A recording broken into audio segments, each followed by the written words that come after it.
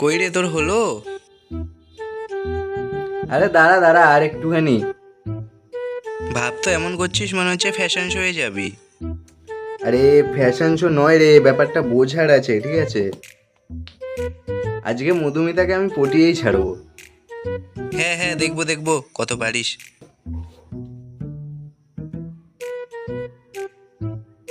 দেখ কেমন লাগছে বল আমাকে। আরে চল চল, হয়েছে, ভালোই লাগছে। কই রে, তোর হয়েছে? সব বইটই ঠিকঠাক নিয়েছি তো, তাড়াতাড়ি করে গুটিয়ে নি, দেরি হয়ে গেছে অনেক। কি রে ভাই, চুলটা আঁচড়াবি না?